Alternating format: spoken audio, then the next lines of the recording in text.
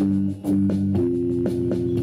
may never heard of Clapton, the world's most renowned coloring book artist, but chances are you've seen his work, or at least your children have.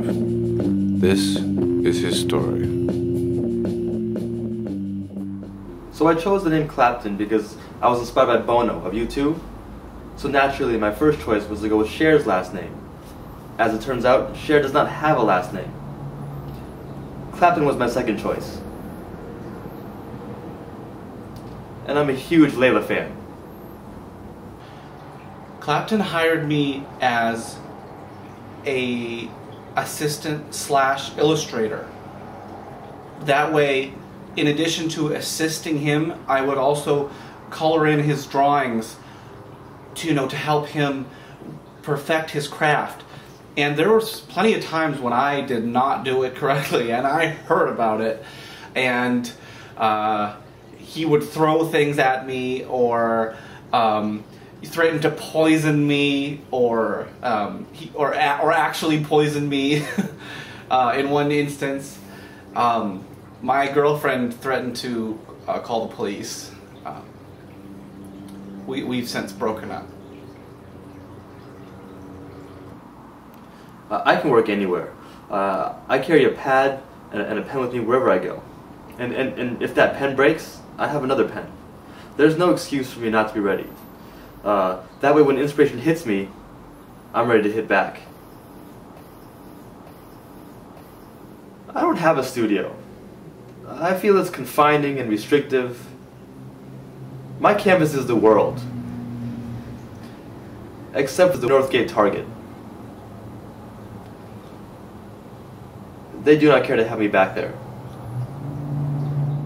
Well, Clapton was an interesting kid. He was the only kid on the playground who always wore a tie. And even around the other kids, in the art class, he always had a love of art, but it was always a little bit off. When the other kids were painting, doing their own thing, he would just get really upset with them when they went a little bit outside the lines, painted something a little bit of a different color, really hated those red elephants and blue ducks. And of course, you know that he was suspended for a month from school in 2nd grade for the finger paint incident. When I was starting out, we had 8 colors, and that was more than enough. Now look at this. 96 colors! Who needs this? What kid needs 96 colors? I don't believe this. Brick red. Brick red? Do you know who likes red bricks? Stalin. Cyber grape? Outrageous orange? Orange wasn't good enough? Rouge? It's freaking red. Tropical cheese? What does that even mean? Midnight blue. Hot magenta. Razzmatazz? Do you want these kids to be strippers? Eventually, the balance of professionalism and perfectionism came to be too much for Clapton to bear. In 2004, he had a public, violent, drug-fueled meltdown on the streets of San Diego. His subsequent arrest left many in the artistic community wondering if he was ever going to paint again. After his breakdown, he was a laughingstock in the press. But let me ask you this. Have you ever colored Cookie Monster orange? He's supposed to be blue. The artist intended for you to color him in blue, okay? When the tugboat has some billows of smoke, don't draw in extra billows of smoke. The artist has designed it for a reason, okay?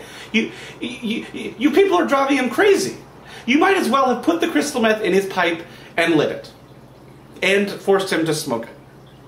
Pretty much 24 hours a day for the 3 weeks leading up to his arrest. Also cocaine. You would think prison wouldn't be so bad for an artist. I could draw, have time to myself. Wrong. Guess again. As it turns out, prison's not so fun for a person with virtually no body hair. Despite his numerous fans, Clapton's place in the annals of art history is far from certain. Torvald Clapton?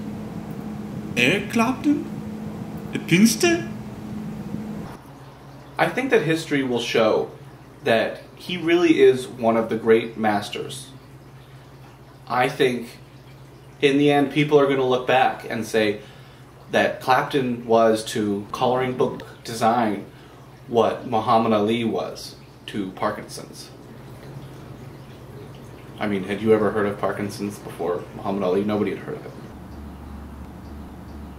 There's a quote by Abraham Lincoln that has always inspired me. In fact, I try to live my life by it. I don't recall the quote right now, but I do remember that it inspired me a lot.